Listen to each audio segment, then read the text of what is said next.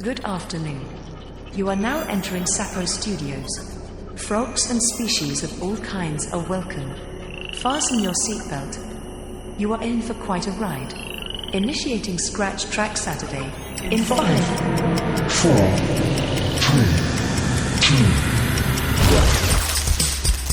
2, 1. Anonymous. Saturdays.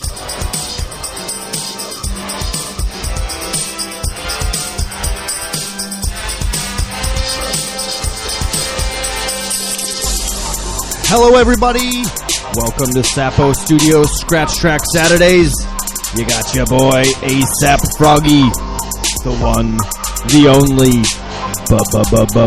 Bingus Frog. Who's that? And we are welcoming you from the beautiful West Hollywood, California. Yes, thank you so much for being with us. Let me tell you a little bit about who we are. We're also at the art department. Yes, we are at the art department in West Hollywood, right off the Sunset Strip, and we are Sapo Studios.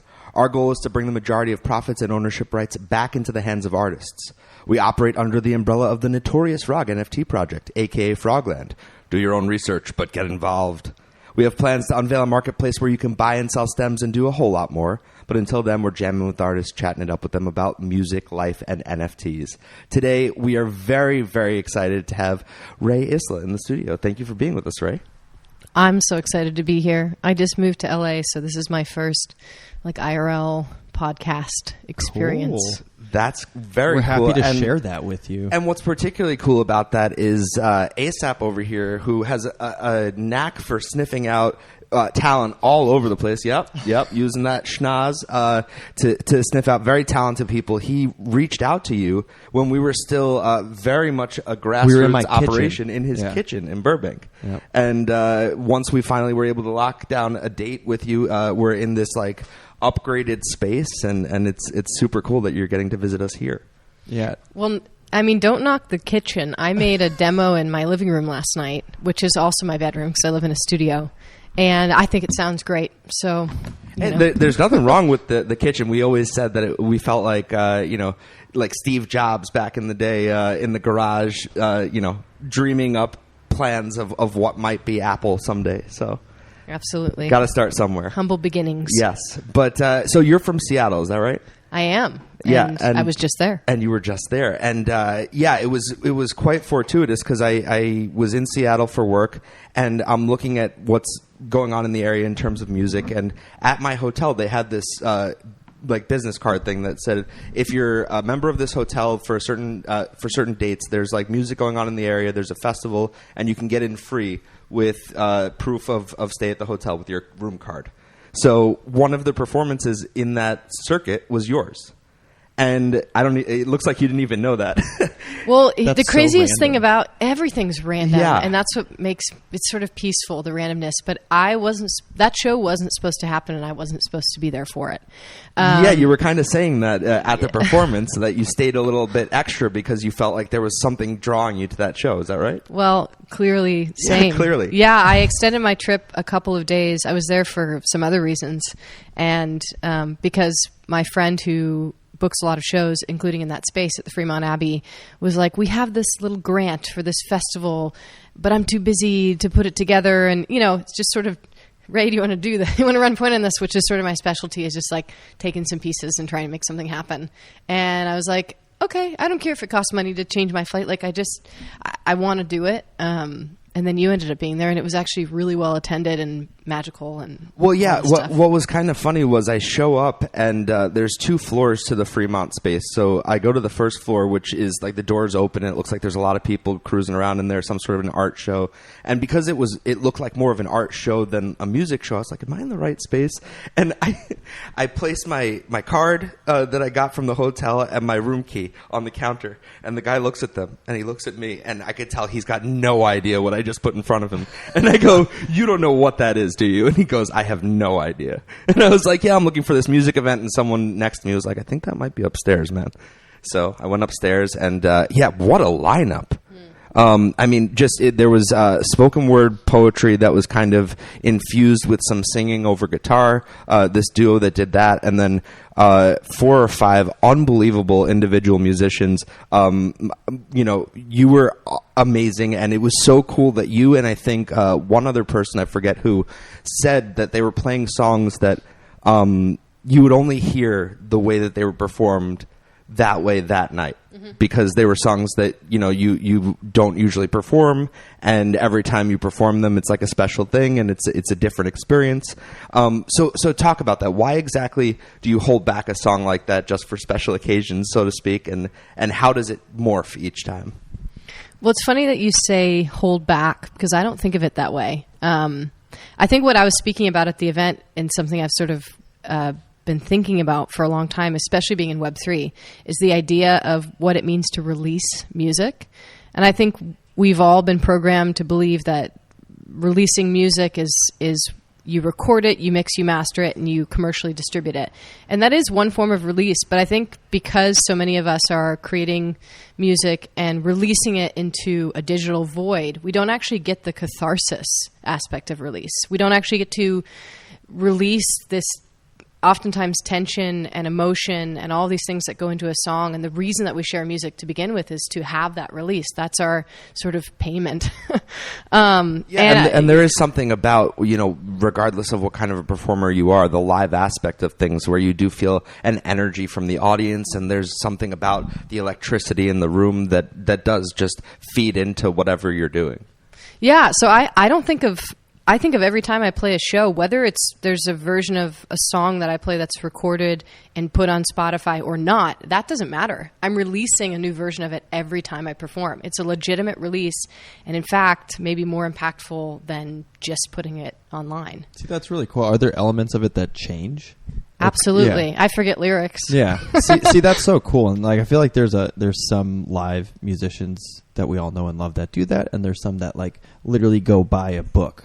And it's verbatim every single night. Yeah. And it's kind of I work at a concert venue, so I see a lot of live music, and some artists have come and played a lot of shows in a row there, and it's literally push play and they sing. It's so choreographed that I don't know how if I would be able to do that.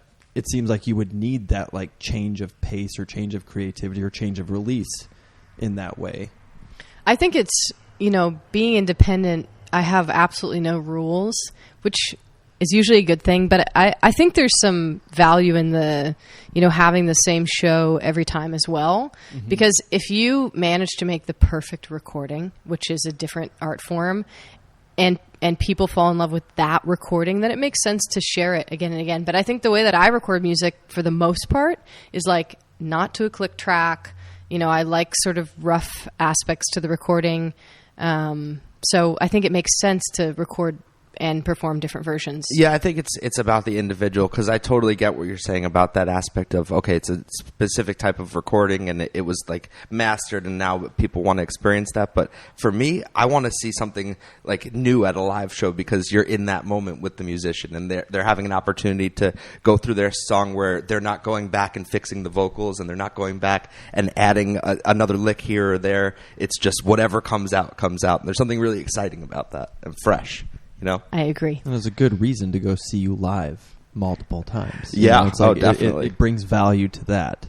Yeah, which is awesome. And at this point, it's kind of a promise that you can request a song. Because I've been performing quote unquote unreleased songs for a year or two. So I was in the process of making a record. Now it's done and sort of trickling out at a rate that's too slow to keep up with my shows. Right. So there's a cohort of people who have come. Actually, some people from Web3, especially who are not averse to traveling, who have come to multiple shows this year and heard these one-on-one versions of unreleased songs, to the point where they know that they can request those songs in the back channels for a live show, and other people are just going to discover them for the first time. And before I go back to the bio and kind of rewind back to the beginning of everything, I was kind of curious when I was at the event. I had my cell phone, and there were certain songs that I wanted to record so that I could show other people how magical this night was. And I know that there's something about just putting the technology down and being in the moment. But I almost felt like I was doing something wrong when you said, like, hey, this is a song that if you're not here tonight, no one else will ever hear. And then I'm like, they're recording. I'm like, well, unless they watch this video. So how do you feel about people recording a moment like that when, you know, you are kind of projecting this idea that this is a very special, intimate moment that you're just having with this audience? I am not a gatekeeper in that sense. I think everyone should have access to any form of magic, however, wherever, whatever. But I think being in a physical space, we're physical creatures, we're not artificial. Being in a physical space and feeling the music isn't something that you can capture on a phone. Absolutely not. Yeah, so And I'm not worried. The epitome of that was Drew Martin's performance, because I mean, just the way that guy performs is unbelievable. The music was just coming out of him, the way that he was like vibrating and shaking, and he's got such an energy about him. And there's something definitely about, like, I've tried to show people, look at how masterfully he plays the guitar, and it just doesn't translate through the video. And I'm like, oh, if you were in that room, it was like a cool. religious experience. Next clip, right? Yeah, Yeah. exactly. That's You had today's to be audience. Right, yeah. But and what an awesome night it was to be there. So that was very cool. So you're classically trained in cello. What made you made the transition over to guitar and piano being kind of your main instruments? Well, I started playing cello when I was 3. So actually, I was going to say it wasn't a choice, but it was. There's sort of this story that I like to tell sometimes, which I guess would be a musical origin story. I have 2 siblings, and we're all really close in age. And our mom took us to a music store in Seattle. I was 3, my brother was 5, and my sister was 6. And she was like, you guys are going to do music. That's going to be, you know, sort of our family thing. You can do sports if you want to, but like we didn't have a TV in the house. It was like, we're going to do music, kind of hippie. And she let us choose our instruments. And my brother chose the violin, my sister chose the piano, and I chose the cello. So, or it chose me. I don't know. I was 3. And that's interesting that you all chose different instruments, because siblings being the way they are, usually it's like, oh, you're playing that? I want to play that. That's mine. Yeah, maybe we're the opposites. Like, you're playing that, I'm not playing that. Right. You know? Not we're, touching we're, with a we're 10-foot too pole. independent, actually, to this day. But yeah, I played for 10 years, and I did Suzuki curriculum, and I think it was like pulling teeth to get me to practice because I was still a kid. But my mom was very adamant about sticking with it. And then she said, you know, at a certain point you can quit and you can do whatever you want. And I quit, and I was like, I don't want to do that anymore, but I love music. Like, I wanted to touch every instrument and play every instrument. At what point was that? I was like what age? 12 or 13, yeah, something like You that. played for quite some time. Uh-huh. Yeah, you played cello for like 10 years. Yeah. Yeah, that's and awesome. I definitely picked up other instruments in the middle, but yeah, I was obsessed with music. I mean, I still am. Were your parents musicians as well? Or did they just have an affinity for music and they were like, well, the kids will do it? Well, they weren't professional musicians or anything, but they definitely, it was a musical house. Like, my mom sang. My dad, actually, I didn't learn this until I was an adult. My dad used to play piano. Like, how did I not know that? So it's in your blood. I guess. So then you decided to make the transition over to guitar and piano, and did you train yourself in that, or did you take lessons? Yeah, I had like a couple guitar lessons or a couple piano lessons. But because we already had a piano in the house and we didn't have TV, the piano became like the central gathering place in the house, like at family holidays or whatever. And so I always felt this sort of, you know, being magnetized to the piano. And then when the songs started to arrive, which is what it feels like what's that melody, right? Then I'd go sit at the piano and try to make them tangible. And then that I kind of learned to play piano via the songs, and they became inextricably linked over time. And then, you know, I realized the piano was a tool that was limiting, so you pick up the guitar, and that's like a new tool. Tried the saxophone, that was horrible. Or I was horrible at it, rather. And yeah. were you recording all of these things, or this was just kind of an experimental phase for you where it was disconnected from any kind of technology and you were just playing and learning? And that's a good question, because, you know, I didn't have an iPhone. I think the first time I was able to record my songs other than like a VHS, you know, camcorder or something was when I was 15. I had played a song at this fundraiser, and someone in the crowd was like, I want to help you, you know, early patronage. And he paid to have some demos recorded. That's with so wild. one of the shepherds Like from, just a stranger. what is it, Pearl Jam? or Soundgarden. Oh my God, I'm a bad Seattleite because I'm They're mixing up both names. amazing. Yeah. Wait, Henry Shepard? I'm not from Seattle, so Oh, I'm no. excused. Probably more Soundgarden. X this out of the podcast. We'll They're going to kick me out of Seattle. If you don't know the intricacies of Pearl Jam, then you're in trouble for being a Seattleite. No, it's not Pearl Jam. It's Soundgarden. Oh, it is I'm so Soundgarden? embarrassed. It was a long time ago. Yeah, look up Soundgarden, Dave. Look up The the Shepherds. Look up the. I had no idea who it was when we were recording either. I only tell this after the fact because I'm like, oh, that was like a famous person recording my demos, you know? Right. So wild. Well, and what's interesting about it is we've heard You're still like, what the hell was that guy's name? well, and we've heard a lot of artists of all different types come on the show and say that, like, these opportunities kind of in one way or another like gravitated towards them, like. You know, Yeah. and that's a very amazing thing about being a talented artist is that sometimes things just kind of do gravitate your way if you also are open and you know, loving and caring and you know, accepting of the space. There's also something really cool about not knowing who people are in some way, where you're not like, I mean, it's good to know who people are, but if you're like infatuated by them and you're like missing the moment because you're like, or you think too much, you know, it's like, you were validated in that moment. It is a very rock star move. Yeah, to like be like, I'm not I really think sure. it's just a naive little shit move. Yeah. Did you find out who the shepherd was? Wait, I don't even know what I'm looking up. Soundgarden. Soundgarden. No, or you're looking. Pearl Jam, just these little indie bands from Seattle, you know. Yeah. No, nobody God. huge. And you just want to know everyone's name in the band. Well, but yeah, if there's someone with the last name Shepherd, that's the point That's of the interest. mark. That's the mark. I think it's Soundgarden. Like, my money is... yeah, I think. on you're it. All right. Well, Dave will come back to us with that Well, one. it's not Help. Pearl Jam. But did your siblings stay with their instruments, or did they also branch off into other instruments, or just give it up completely? My sister gave it up for the most part. My brother maintained his musicality. He's an artist. He's a really talented... Ben Shepherd. Sorry. There we go. From Soundgarden. Yeah. Yeah, the Okay. bass player. So Henry is Ben's brother. This is what my he looks memory like? from 15 years ago, by the way. So I think I'm doing okay. Yeah, Ben Shepherd was in the band, and I think his brother Henry was like a sub bassist or something like that.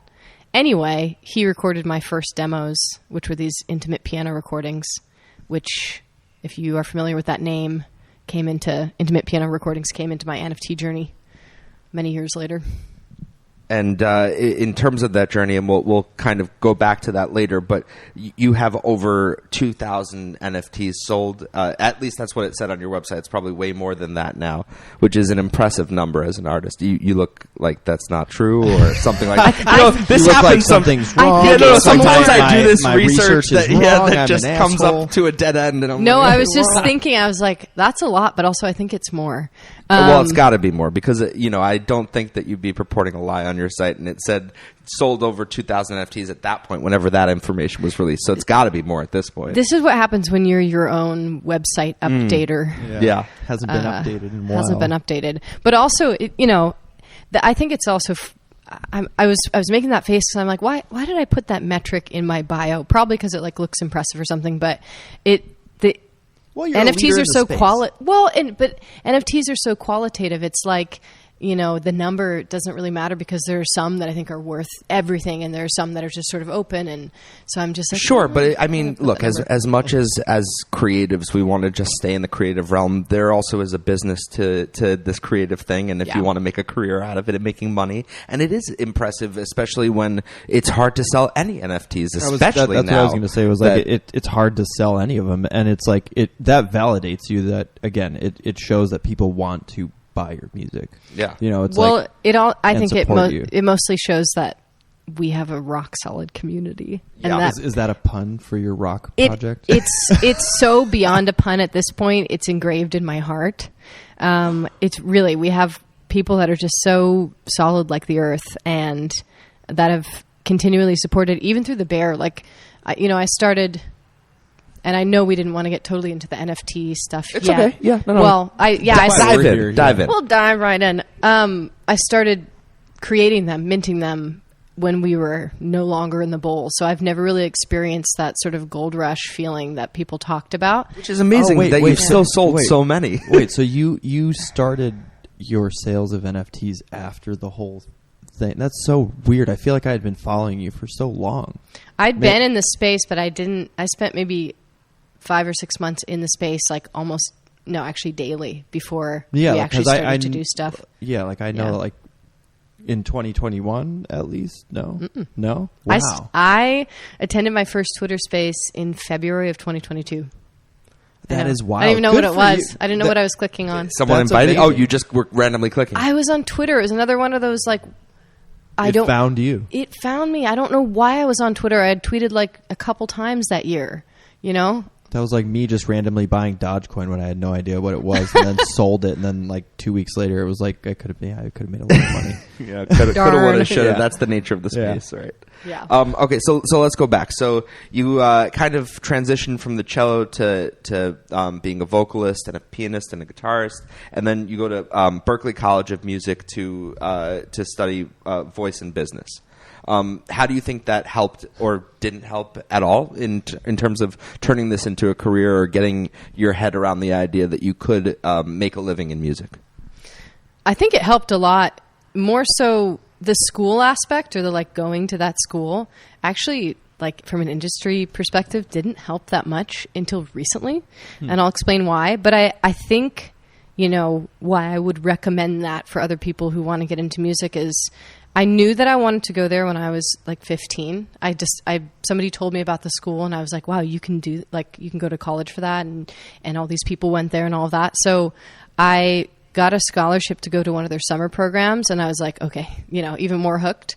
So I think having that as part of the dream and setting this intention years before I actually went just gave me direction, because I think with music, I mean, there's no one to mentor you until you find that mentor by happenstance. And so I was able to be in a space where I sort of set my intention and my sights on the school. I got some scholarship. Like I was like, it definitely was a boost of confidence to be able to be admitted there. Oh yeah, it's an amazing school and an institution.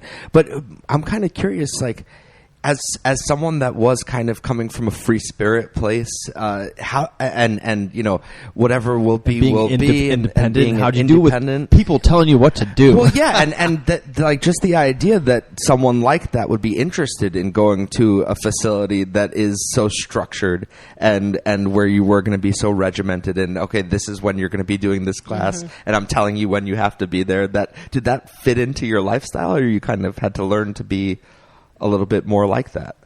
Well, I think this is partly in retrospect, but it also rings true today. I don't want structure, but I definitely need it. Yeah. So I think, as is often the case, and I can admit that. I can admit that, and I think whether there's structure or no structure, what is undeniably valuable and what I'm always drawn to is places that contain a lot of energy and a lot of like genius, for lack of a better word, and a lot of talent pools into these like this half-mile radius in Boston, right? And you're in this bubble of like people from all over the world who have a similar dream to you. I think it's really powerful. I think it's the same reason that you would live in New York or LA, or now we're less location bound. It's the same reason that we get on Twitter every day, because there's this massive energy. Yep. And being connected is so important in terms of being creative, I think, and being open to collaboration and seeing, what someone else will do with something that you've created, how they're going to change it and twist it, and what that will be, what the implication of that will be for what you'll then do with it when it's handed back to you. And that's a really cool process. And speaking of which, do you prefer to be collaborative, or do you prefer to be a solo, not performer, but a solo writer, creator? Because I know that collaborating can be great, but it can also be difficult because you're sometimes coming from two different places or wavelengths or whatever it is. I think it's easier for me to create alone, and usually, or let's say historically, because who knows? It's a new year soon. Historically, I make my best work alone, but I think it's because I don't put pressure on myself to behave a certain way or feel a certain way or be vulnerable with someone. I think those are hard for me sometimes. And so even like last night, I was making this song and my living room was just the most basic gear, but gear that I know works for me. And I had this idea that I knew was like worth going in. And if someone else had come into that space, I think it would have changed it in a way that I wouldn't have liked. Absolutely. But there are certain people and certain settings where it like pulls on a thread that I don't have access to on my own, and I acknowledge that. And I think it's always challenging to be in a space and with those people where I feel that level of comfort, but when I do, I try to hold on to them. Yeah, absolutely. Well, I want the audience to get a feel for a little bit of what you do, so let's go ahead and pull up your Spotify here. We have a couple of song options. Did we land on one before we started off? Okay, so do you have one in mind? Tell us. If we're talking about collaboration and that magic combination of elements being, people and places, we have to play Heartbreak Closer. Okay, well, then I guess another leader in the NFT music space. Yeah. Yeah, so Shout out to do you want to say anything about this before we play it, or? Well, what I was describing about, being with a person in a place where I feel like I'm pulling on a thread I don't have access to in my own, that's what happened with Sammy Arriaga. We were in Austin at a writing camp, actually put on by people from Twitter and Web3. And is that when there was like groups of people in like different hotel rooms and there was like groups of 4? No, that's Duos by Max. Oh yeah. Max Pretends. Max We've had him on Pretends, the show as well. Oh, incredible. That's so cool. Yeah, I think Max actually bought like 10 Rae Isla hats from my store. No for them to kidding. wear. Yeah, that's great. Talk about collaboration coming from the scene. This was a different writing camp called Campfire, which was put together by TK and some other folks. But yeah, you never know when you go into a space like that. But Sammy and I were both coming to it with intention and like, honestly, a level of intimacy in our friendship that we'd built for a long time, and we just were able to put the song out. And I think it's one of the best songs I've ever been a part of. So, So cool. Fantastic. Well, that's a great talk up to the song. Why don't you go ahead and spin that ASAP?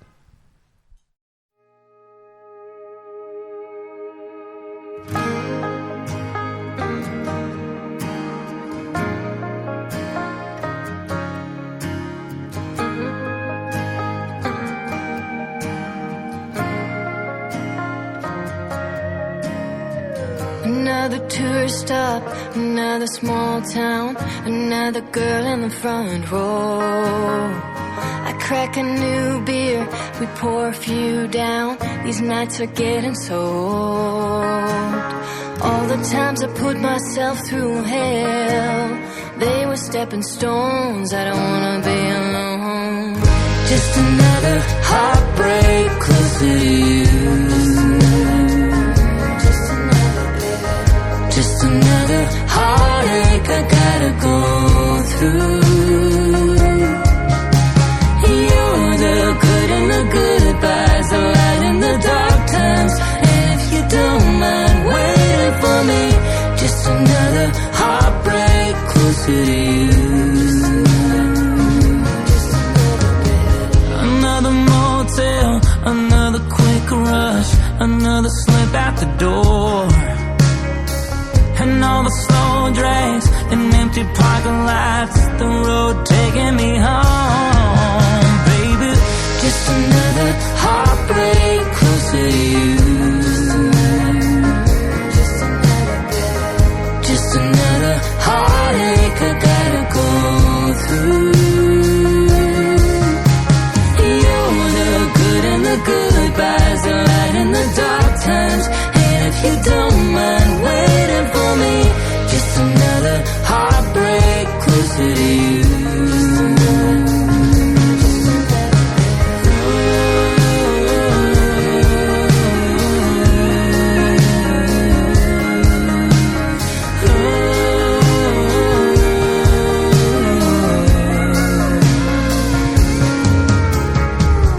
Just another heartbreak closer to you. Just another, baby. Just another heartache I gotta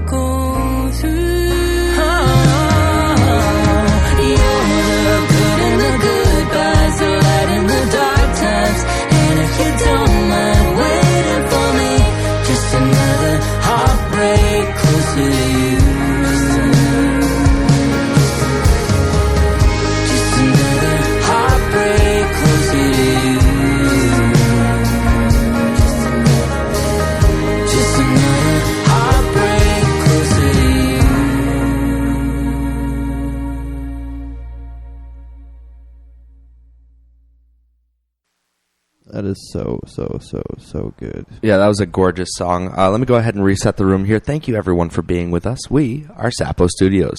Our goal is to bring the majority of profits and ownership rights back into the hands of artists. We operate under the umbrella of the Notorious Frog NFT project, aka Frogland. Do your own research, but get involved. We have plans to unveil a marketplace where you can buy and sell stems and do a whole lot more. But until then, we're jamming with artists, chatting it up with them about music, life, and NFTs. Today we have Rae Isla in the studio, which is super cool. We just listened to Heartbreak Closer, which was an absolutely gorgeous song. It's very beautiful. And tell us a little bit about how a collaboration like that goes down. So you said it was one of the easier collaborations because of the intimacy of your friendship with this person. Who writes the lyrics? Do you write them together? Do you write the music together? Do either of you come in with ideas beforehand, or do you just say, we're going to start fresh in this space? How does that work? Well, I think in general it could be any of those things, but in this case with Heartbreak Closer, Sammy had been sort of ruminating on an idea of, well, kind of the concept behind the song that, you know, finding the silver lining and having your heart crushed is that you're one step closer to finding the person who's not going to do that. And we were just kind of talking about this for a while, and he's like, I want to write a song about this. I'm like, well, I have some experience with this, unfortunately. So when we got into the writing camp, and which is a space where we have a nice room and we have a guitar, and it's sort of like you can just sort of leave everything outside other than the work, it flowed out of us really quickly. I'd say in under an hour we had cut the demo. That's awesome. Yeah, because it, you know, and there's no secret recipe for something like that, but I think as close as you can get to like a sure thing is having someone you trust, having some kind of feeling or intention going into it, and then allowing yourself to be in a space where you can kind of receive. And I definitely think we checked all three of those boxes, and the rest was just sort of a miracle. Do you said with reference to this idea for a song that you definitely had some experience with that. Do you feel that you have to be connected to everything that you write, or can some music just be, oh, this was an interesting idea, let me step into these shoes as a thought and I'll play that out? I don't think I have to be connected, but I don't really enjoy it if I'm not.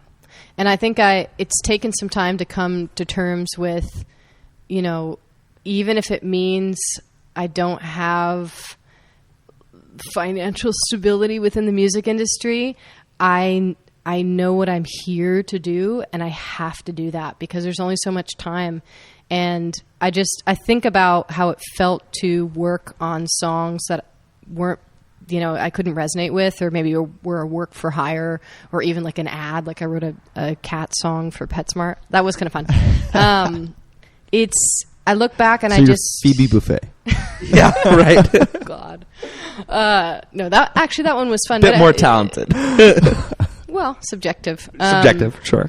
Just the way that a song feels when you are telling your story and experience like as richly as you can is like a revelation. Sure. And I'm so addicted to that feeling. So I guess that's a long way of saying I don't even know. Was it a yes or no question? No, that yes, you kind of that you do prefer to be connected to the story that you're telling with regards to your music, and that while you don't have to be, it does make it all that more special and powerful. You know that what? makes sense. Actually, I'm gonna take I'm gonna back retract. part of what I said. You do have to be if you expect other people to. Mm-hmm. I think to put something out, or not even to put something out, to create something that you're not emotionally and on a human level connected to, and expect others to be emotionally and on a human level connected to, I think is not possible.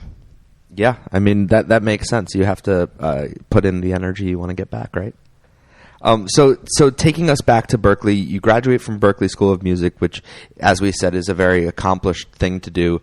It's an amazing school, institution that's been around for quite some time. Everyone's aware of it in the music community. And then you move to Brooklyn. What's the impetus for that move? Was there something, because, again, I'm just going off this bio that may or may not be true. But it said that you kind of started off the music thing as a career once you got to Brooklyn, connecting with the producer, I hopefully don't butcher this name, but Gianluca Bucciolati. Something like that, yeah. Yeah, Luca Bucciolati. Yeah. Yeah. Who also produced for Lana Del Rey. Yeah. So what did you already have some sort of a connection with Gianluca before you made the trip to New York, or was that a connection you made once you came to Brooklyn? And why did you go to Brooklyn?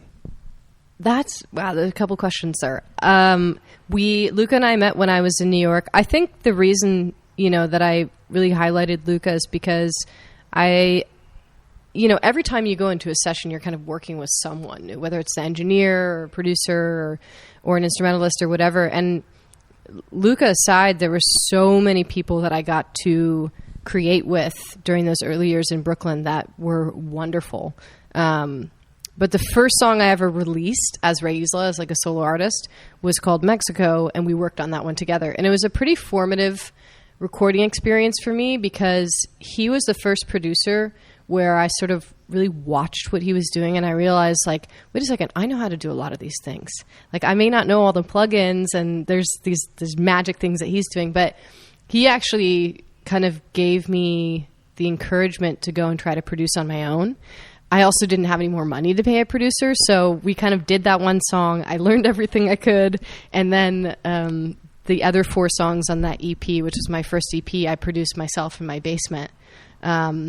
That's such an important skill to like download over time, so it doesn't like inhibit you from like creating ideas in the snap of a finger, Yeah, I think I think the role of a producer, or even what a producer means, has changed so much in such a short period of time that people think producer and they think dude behind a computer pressing buttons, but that's actually more of an engineer. Right. A producer is, we've all probably been seeing these clips of Rick Rubin circulating on Instagram. Like, he doesn't actually do anything.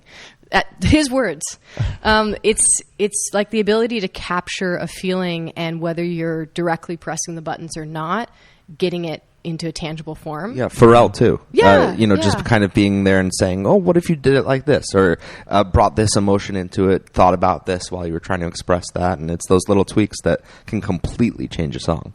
Yeah, so, I mean, whether you know how to push the buttons or, like, have all the plugins or not, you do, I think, need to have that sense of your sonic vision. But if you can learn to press some of the buttons, and you learn how to use GarageBand or Ableton in my case, and get a few plugins that feel, like you aesthetically, then you can cut demos that are so close to the final product that by the time you bring it to other people, you don't lose your vision in the process. Sonic vision is a very cool term. I like that. So in terms of the moving... But I have a question about that. Like, are you just saying, like, in terms of, like, sonic vision, are you just saying, like, imagining the melodies and then, like, knowing where to go with it? Or what do you mean by sonic vision? Like, I guess theory? I would equate it most closely to, like, fashion. Like, why are you drawn to certain textures and colors? Because they feel good, because they look good, because they make you feel a certain way. Like even me, I'm, this is a pretty consistent palette. And I wasn't like, I'm going to wear red pants and a red shirt. I'm drawn to these textures and these colors, and then you put them together and it's like, oh, that's Rae. Right. It's the same thing, I think, when recording. And I think you can only really know, let's keep using this term, sonic vision. You can only know your sonic vision by playing around in your computer or playing around in your studio and being like, oh, that reverb makes me feel like this color. Or this, I guess there's sort of a synesthetic. Cool. I love and to take it back, you also have to be very connected to what you're doing then, and aware of those sounds that you're making and those feelings that you're trying to evoke. Absolutely. I mean, and it's funny, you're hitting on something that I was FaceTiming my mom this morning while I was making breakfast. She's hiking in the woods, and so I went like on the hike with her, and she was like, "You're in LA. Do you feel successful?" And I'm like, "Well, Mom, honestly, I think the thing that makes me feel successful is knowing myself, and that's what success is. If you can know yourself, you have so deeply, the coolest perception of anyone that we've had on the show. We've had a lot of very, very interesting people, but like your outlook is like, I'm trying to like download some of it over here because like I just have to say wow too. Artists have a hard time, right? Like being themselves, or like we talk about fear a lot of the time on the show, and knowing yourself seems to be the most important part as an artist. It's to, like, be genuine to yourself. As a And- person. Yes. Yeah. It's like, Yes. As just, like, not even as an artist, but just as, like, your own human. yeah. How have you dealt with fear over the course of your career? I mean, there's like micro ways and macro ways. I think in general, the last few years, I've felt very fearless. And I think that's because I made some like very significant external changes to my life. And, you know, moving to a new place. I mean, here's a list of things that if you change, maybe could trigger some kind of I was going to feeling. ask, but I didn't know if that was like too... I'm going to give a general list, and these may or may not have been my experiences, but leaving a city that doesn't serve you, ending a relationship that doesn't serve you, leaving a job that doesn't serve you, you know, healthier habits, all of these things. Obviously, like, if you spend time on social media, you're constantly getting fed how-tos, and it kind of feels like BS. But I think knowing yourself is like a daily practice, and I don't know. I don't even know. I just wake up every day and hope that it doesn't go away, type of thing. Yeah. But it can really help if you know that there's something or someone that causes you daily pain and stress. You have to extract that. Like, it's a thorn under the skin. You have to get it out, because you can't even start to feel good if that poison's in there. And so, yeah, I think if we'd been having this conversation like 4 years ago when I was living in New York and I was horrifically depressed, I would be like, I don't know what I'm doing, and I don't even know if I like what I'm wearing, and, you know, really insecure and stuff. But, yeah, I've just tried to make small and large decisions with my truest self in mind, and it's like kind of been working out. So now explain this to me, because I feel like there's some sort of a disconnect, and I want to know where it lies. When we talk about, like, you made an offhanded comment about financial stability in the career path, right? But you've sold like over 2,000 NFTs, and in the bear market, and we talk about like success as it relates to anything. And I know that you have a wonderful outlook, so you're drawn to you know, talk about success in terms of these other wonderful things. But, you know, you were part of a song that's going to be featured in a Robert De Niro movie that we have the article right up here behind us that you were featured in Rolling Stone as a result of. And so do you still, because we've had other artists talk about that they, after these big accomplishments, there still seems to be in a lot of these creative spaces no blanket, no sense of comfort, because you're only as good as your next thing you're producing, and, you know, the next check that's coming in. So I don't even know how to phrase the question in there. It's like there's a lot. What are you saying, man? What I'm trying. Now you're expressing my fears. Now you're just talking. Well, no. It's like why does it feel like there's such a big disconnect between what should be milestones that progress you, but you don't feel that they're milestones of success in that way, or maybe you do, and it just hasn't been expressed in that way. No, I know the question you're asking, and it's such a big question that it requires all of that explaining. And it's good. That was very kind of you. Yeah, it's nice of you to say that all that I just said meant something. No, I think I ask questions in the same way, where I'm like, so I have a question for you, and then 2 minutes later there's a question mark, and it's like, did you get all that? Yeah, like maybe you can help me connect those dots. We can collaborate here. I know, David, there seems to be a disconnect. Yeah. That's such a weird thing, because so when I moved to LA, which is really recent, which even with the like NFT stuff and some financial success, whatever, it still felt like, oh my God, this is a big risk. It's really expensive to move. It's really expensive to live here. Like, if I don't keep this going, I'll be out of money really quickly. Mm-hmm. Like, especially as an independent, I'd imagine, yeah, because you don't have a label behind you that's, you know, fronting you a bunch of cash and giving you any sort of security net, if there even is such a thing with those corporations anymore. But yeah, so that must be really scary to... You know, yeah, it's weird. I'm not super scared about it, because I don't know, I just kind of look at the last 2 years and they feel a bit unbelievable, and I'm like, well, if all of that could happen, I have no idea what's going to... I mean, this thing in the movie, in a lot of ways has nothing to do with like the NFT momentum or any of the milestones in that space. Yeah, how did a song of yours wind up in this Robert De Niro movie? Tell us about that. Well, it's, I feel like this is the common thread in all the stories today. Should I tell you the full story? Yeah, I'll tell you how it is connected to Web3 in a small way. I was in a Twitter space. I was in a lot of Twitter spaces, but I was in one particular Twitter space. I guess it must have been the summer of 2022, so the last summer. And, I was connecting with so many people at that time, but I connected with another artist girl who's a writer, kind of singer-songwriter, newer at the music, but had been writing for a long time and was working in movies. And it turned out we were almost exactly the same age, which is kind of weird. Would that be Adrian Ackerman? Yeah. Okay. Wow, That's cool. nice research. Nice research about that, right? How old are you, if you don't mind 30. asking? Okay, We cool. both turned 30 in the summer.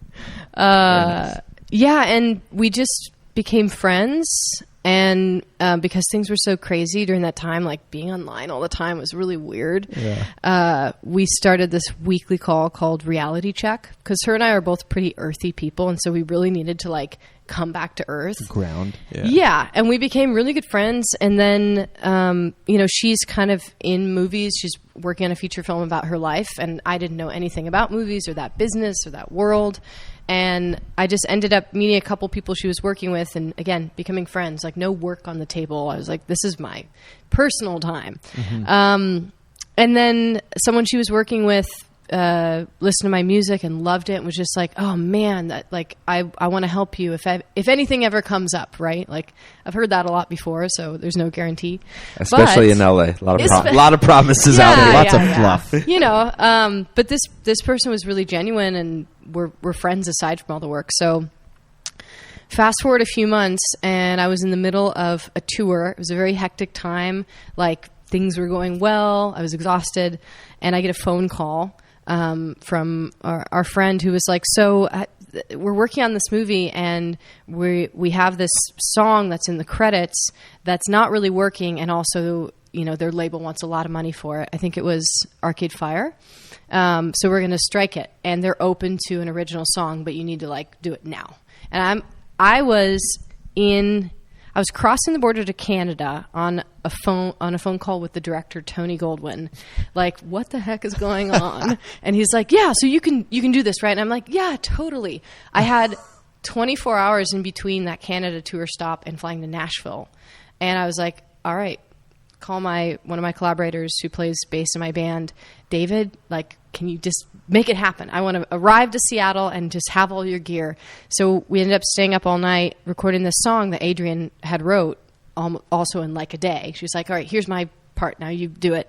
And recorded all night. I brought the same dirty clothes that I had in Canada to Nashville, like no time to shower, no time to be a person, and just like recorded it. And I was like, I hope this is good. Sent it off. And then, like, a couple more phone calls, and a week later, because they were on such a time crunch, it was edited into the credits of the movie, and it was done. And I'm like, so amazing. Surreal. It still is surreal. It's like, it's never like, all right, you have 3 months to do this thing, and then, it arrives and whatever. So it just, I had to, like, really try to be present for the whole thing, because it still doesn't feel like it happened. And I could be wrong on this because I didn't research this part, but when I was scrolling through and I saw Tony Goldwyn and I looked at his picture, is that the guy from the movie Ghost? Yeah. He played Sam in Ghost, right? Yeah, across Patrick Swayze. That's wild. Yeah. He was also, I learned this later, he was Tarzan in Disney. Oh. Like the voice of wow. Tarzan. Okay, I'm pretty that's sure. huge. I know, and just like random. Yeah.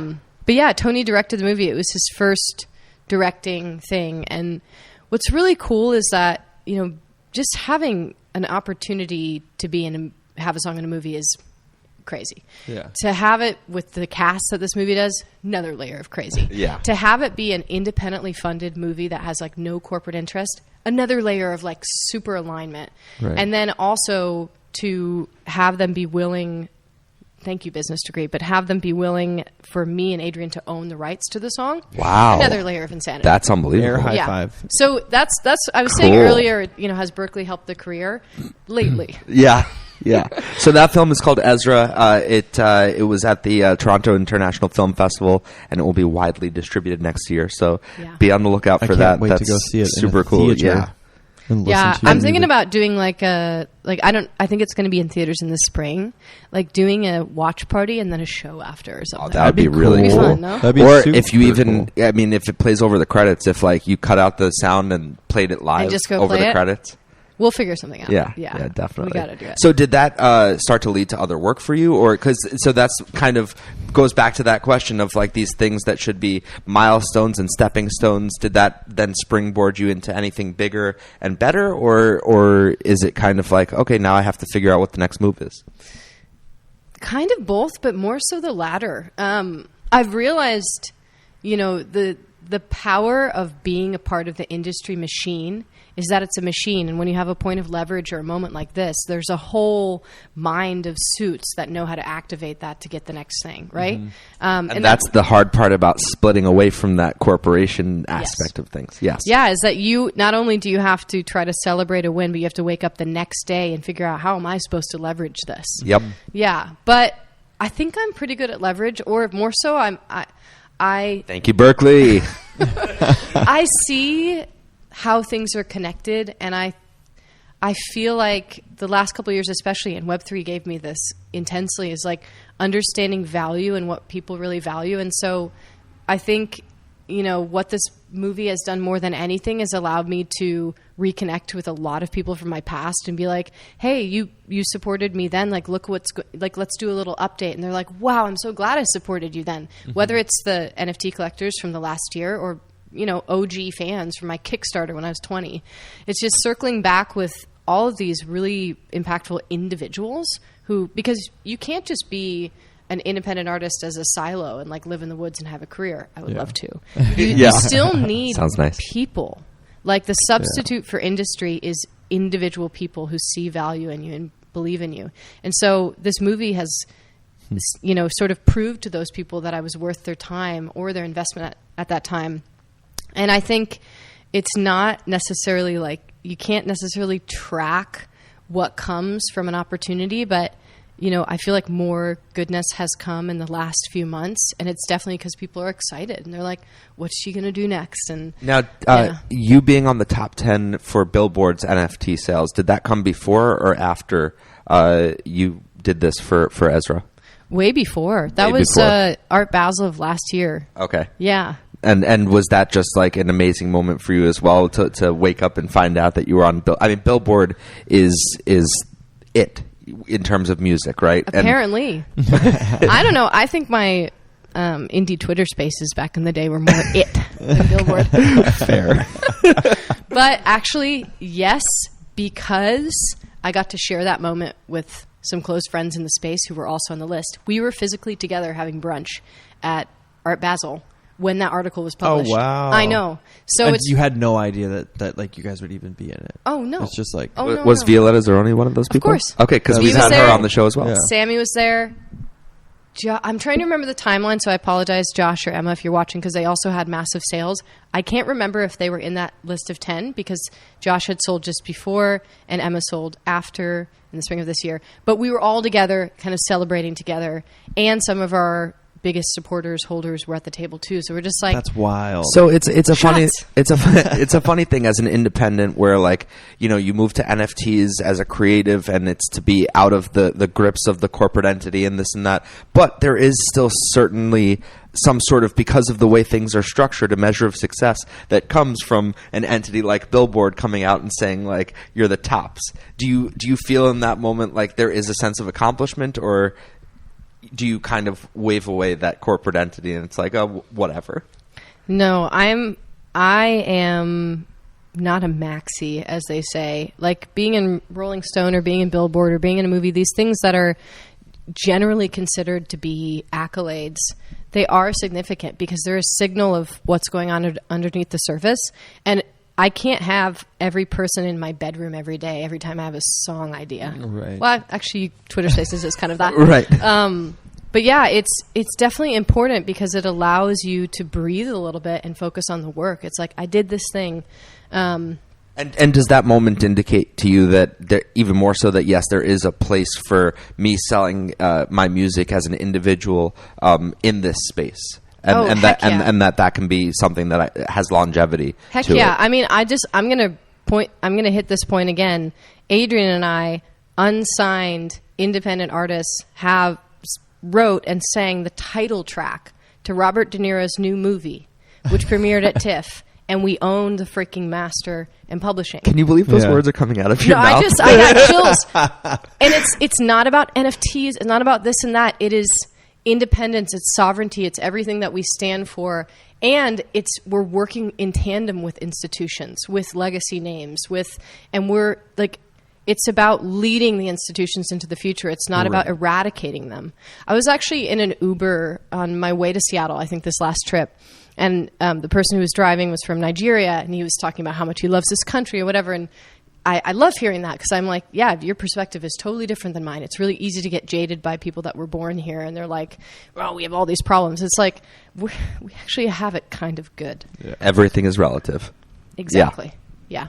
So, I think, I don't want to use the P word. I'm not getting political at all, but I think there are established organisms that are run by people that can be really effective, but they don't need to own us in order to be effective. They can work with us as independent creators. Well, I love the idea that you're talking about transforming them and bringing them into this better place, into the future, as opposed to eradicating them. And that's a great mentality to have about anything and everything when you're looking at the peaceful resolution to things. It's not about eradication. It's about how do we come to some sort of an agreement that makes way more sense for everyone. See, it's like the agreements are still there because there's contracts, but like, and I think it just goes to education for the corporations because they don't quite understand the technology is what it seems like, because it makes them shake in their boots. And it's like not necessary. Well, we're at the point it makes them shake because they're losing power in that instance, and they're not able to control how the money gets disseminated. But that's what I mean. There's still contracts. They could breach the contract, and like it could go a different direction, but the agreement still stands at the beginning, right? So it's like whether it's a contract or a smart contract, but it just assures that the money goes to where it should. You're making me think of something, which is that it's really about change. Corporations and Don't also like change. Yes. Yeah, corporations thrive off of staying relatively the same, off of homogenization, off of predictability. But corporations are not people. Like humans thrive off of change. And I think the disconnect that we've experienced because of the way that we engage with each other, that every single person, whether you work for a corporation, are building a corporation, or you live in the woods, again, and everything in between, we have to remember that these entities and institutions were created to serve humanity, not the other way around. And I think we've lost that. Yes. That's a very good point. Like your perception of like wow, like the world, life, NFTs. We should get the coffee. Well, I want to hear yours too. Yeah. All right. Well, I like coffee. Yeah. You trip me out sometimes, man. I love you. Yeah, I know. We got the time clock over there being held up by our very own Dan, who we love. Let's be considerate of your time because you've given a lot of it to us already, and we very much appreciate that. Screw Dan and I. Yeah. What? I'm saying you're being respectful of her time. You're not being respectful of mine. Oh, God. You're so sensitive over there. We'll talk later over a coffee. I like coffee. Yeah, I know you do. Deja vu. Yeah. But why don't we roll into a song? Because you said you're going to grace us with a live performance. Yeah, I think so. Unless you've changed your mind now after haven't. these silly questions. No? Do you want a little reverb on your microphone? Yeah, let's do. And we're going to DIY it slightly, no? Yes. Maybe, So I'm going to go ahead and crouch by your guitar with my microphone and hold it up to your acoustic so we get those sounds, and then the vocals will come off your mic stand. Yeah? Okay. Should we run a recording to give us a couple minutes to set up? Yeah. No, we'll definitely go ahead and play a song. Actually, we'll play another one of your songs. If there's one that you'd like us to play in particular, we can definitely do that. Otherwise, we can just... reverb. Yeah. I'd say hit Free to Love because Adrian, who wrote the Ezra song, stars in that music video with me. So it's kind of a... Cool. Yeah, our Awesome. first collaboration. All right, let's do Free to Love while we go ahead and set up this track by Rae Isla.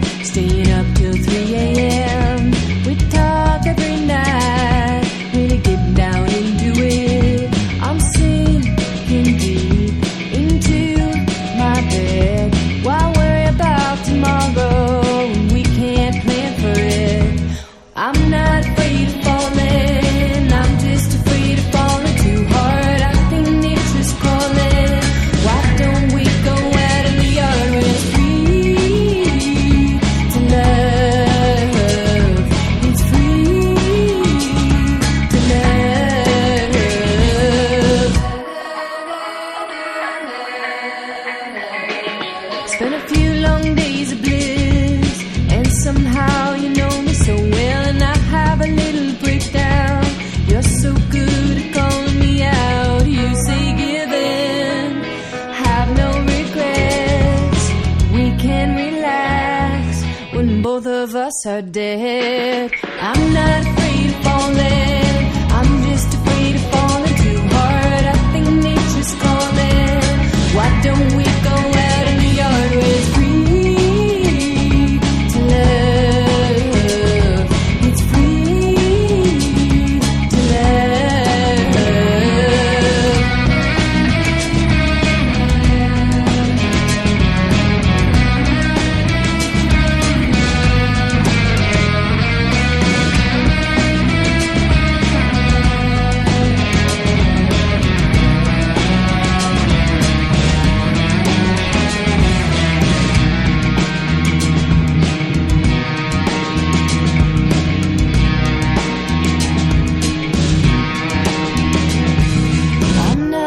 to falling, I'm just afraid of falling too hard. I think nature's calling. Why don't we go out in the yard? I said I'm not afraid of falling, I'm just afraid of falling too hard. I think nature's calling. Why don't we go out in the yard where it's free to love? It's free to love. It's free to love. It's free to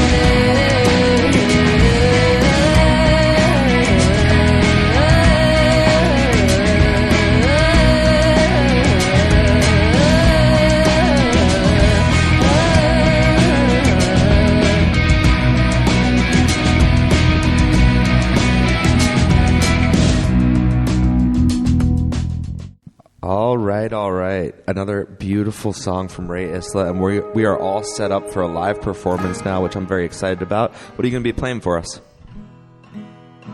I'm going to play, this is fun, the most recent release, which is a song called The Gardener, which actually was the first song I ever played live in a Twitter space. Oh, wow. So it's finally out everywhere, and it feels like a full circle sort of thing. Fantastic. Well, I'm very excited to hear it. This is The Gardener by Rae Isla, live performing at the Art Department in West Hollywood, right off the Sunset Strip. Nice. I'm so sorry. This is out of tune. That's okay. Bad. I just tuned it too. It's all right. It is a good moment to, I guess, say that this is my new guitar. Yeah, I was going to ask you. So you had mentioned that you were sponsored by a guitar brand. I have it written down here, but you can probably pull it faster than I can. What's Eastman. Eastman. Come on, man. Eastman Guitar. So how did you said that was kind of an interesting story as to how that came to be? Well, actually, I think it is worth telling because it completes the thread of what we've been talking about. I went into McCabe's guitar shop in Santa Monica, sort of on a whim, actually to help Adrian get a guitar. And I picked up this hollow-bodied electric Eastman. I don't know why. I just moved to LA. I did not have money for a guitar. And it gravitated. And I just felt something, but I left because I just signed a lease. I could not be buying a guitar. But I ended up going back to the store 5 times and picking up that guitar every time. The last time I was there, I realized, you know what? I do need a new guitar. I'm going to put the budget aside. But I need an acoustic. I don't need an electric. So I tried every Martin in the place. I was like, okay, this is the Martin I'm going to choose. And then I went to the counter to be rung up. And he's like, okay, so which one are you going to buy? And I'm like, ring up the Eastman. Do it right now. Just want to, just do it. Because I keep thinking about that guitar. So I bought it. And then I ended up going home and writing this funny song about the guitar because it was became such a thing. And then Eastman Guitars saw it and reached out to me and invited me to a studio in Venice to shoot some video and some photos. Oh, I saw and those. Then, we haven't even released the full video. I saw the behind-the-scenes stuff you took. Yeah, exactly.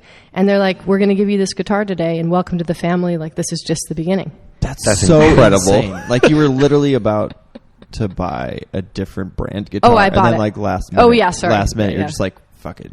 Yeah.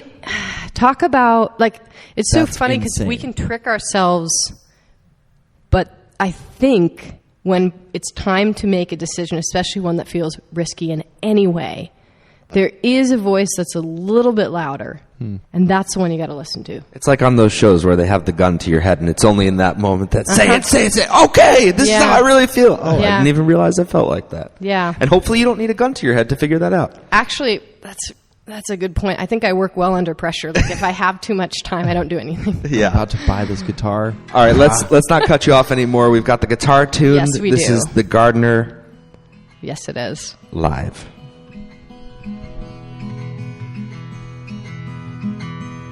I don't want to be the gardener. I don't want to be the reason we're alive. If we have to go a few days without water, I don't want to wake to see that we have died. I just want to love you and not have to try. Red was the color that I left you when I had to travel home. I never imagined what that might do to everything we had grown. But how can we wonder if we already know? I don't want to be the gardener. I don't want to be the reason we're alive. If we have to go a few days without water, I don't want to wake to see that we have died. I just want to love you and not have to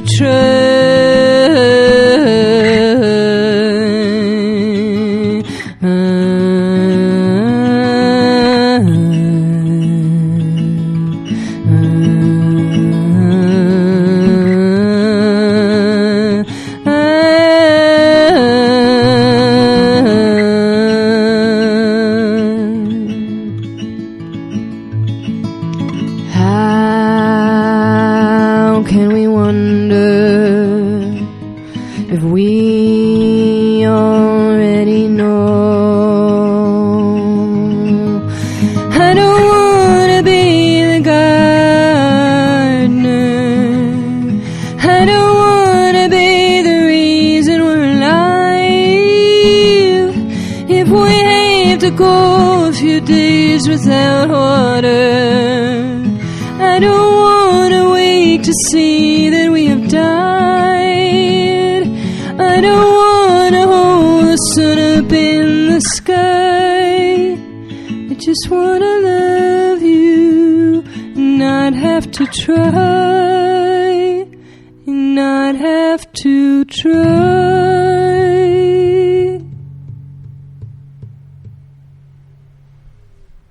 Wow.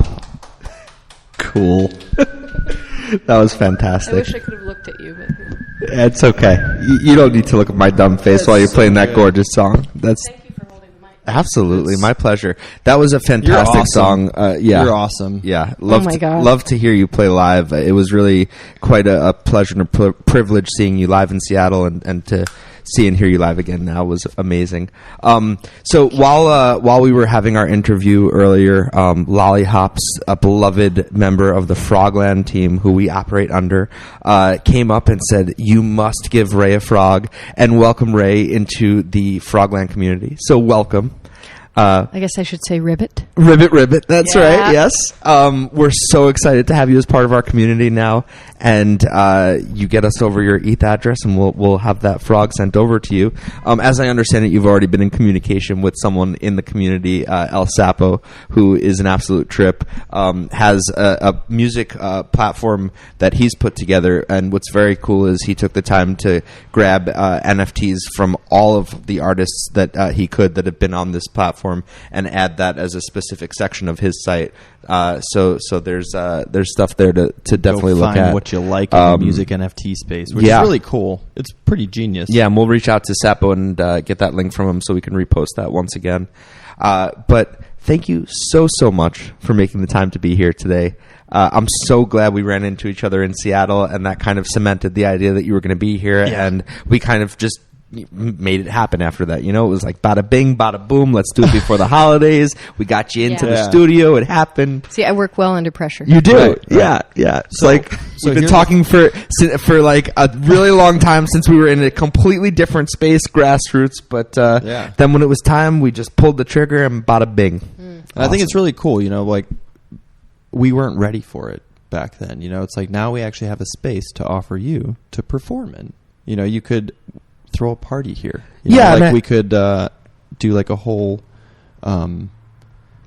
viewing of Ezra. And I mean, honestly, I know this is amazing, and I don't think I didn't notice the tortilla. The tortilla blanket under the DJ table. Yeah. And I mean, look, there's nothing to knock a grassroots situation like you were saying earlier, Ray, and it was kind of cool starting out in that space. Had to start somewhere. But a space like this does lend itself to us calling on a higher caliber of performer, and brings a bit of legitimacy to what we do. Weird, and it's not like, hey, Ray, you've been in Rolling Stone, come to the kitchen. Yeah, it's just like some weird guy online inviting you to my for the house. record, but of all people, you would. I definitely would have. Yeah. It's like you can You said you were worship in the dirt or in a cathedral sort of thing. But yeah, I'm I don't know, proud of you guys, like excited that you're evolving, because that is part of the deal. And I mean, like we said earlier, there is a business aspect to things too, right? Yeah. So got to evolve in order to make that part of it work. Absolutely. We're proud of you too. Yeah. Oh my God. Yeah. I love it. Yeah. Well, I don't know if this makes sense for the podcast, so you can cut it out because it is a time-specific thing, but I'm flying the band down for another show in Venice at the Venice West, and you guys should come. That would be 'Cause awesome. you've seen a live show, but you haven't seen the Rock Solid Band. Oh. The They're band. so good. Okay, so when is this happening? January 11th at the Venice West. January 11th. I think we need to be there, Dave. 1-11. That's awesome. Easy to Right remember. around Dave's birthday. Yep. My birthday's Birthday the party. 8th. Birthday party. I'll have some Perfect. drinks. Yeah. Yeah. Oh, yeah. Rocking It's into the birthday weekend with week. the Rock Solid Yes. Band. Birthday Yeah. week. Yeah. I think everybody deserves a whole week, especially if your birthday's on, what is that, a Monday? Is it? Do you know that? How do you know that? Well, because the 11th is a She's got a Thursday. show around the there. 10th Okay, I is thought a you were one of those Wednesday. The people. 9th is a Tuesday. yeah. Yeah. But there are people though like that can just recall certain days, and it's like, oh, January 17th, 1962. 2026. It was a Monday. It was raining outside. Well, I might be. I turned 10,000 days old on January 1st of 2021. Oh. So there is like some kind of marker. Okay. Isn't that weird? That is is weird. wild. Yeah. Yeah. That's why you're so do you know? cool. I mean, You have but do you such know a- off the cuff how many days old you were today? Is that like a talent Heck of yours? no. Okay. I don't even know what day it is. It's Sapo Saturday. Hey, there we go. All right. Well, we're gonna go ahead and wrap things up Dan's here, getting mad so at that us over here. Dan wants us to wrap it up. Yeah. Oh, is that right? Yeah. No, Dan's waving you think down. I think he was just getting excited about us calling out that it's Sapo Saturday. Oh. Yeah. Saturday. You misread He was the- hooting and yeah, hollering. hooting and hollering. Okay. That's right. Okay. He wasn't like, get out of here. Yes. Fair But enough. anyway, no, we are extremely grateful that you made the stop here before getting on with your busy life, and this was absolutely fantastic. Yeah. And Getting guess to what? hear, You have friends in Los Angeles now. Thank God. that's right. Yeah. Too many weekends, but Yeah. no. No, but If you didn't have friends, I don't know if you didn't say. If you said you didn't have friends, I'm sure You know people. I'm assumed. sure you know people. You Wow, You assumed. said you Dave. just moved here. I didn't know if you knew people. Like Unbelievable. I'm being an asshole. Let's get out of here, man. no, but if there's ever anything you want to promote, if you ever want to come back on the show, please reach out to us. You are definitely a friend of the show now, and if you ever want to have a live show in this space, we can maybe work something out, because it is a fantastic space for that sort of thing. There's 3 floors. I don't know if you've seen all of them, but you know. No, just 2. Yeah. So yeah, that'll wrap it up for us.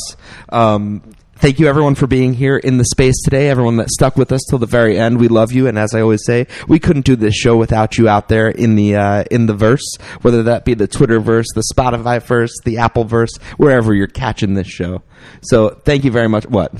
I'm just laughing at you. Yeah, I know. Always. We love you. Thank you so much for being with us today. Sapo Studios out. Much love. Come on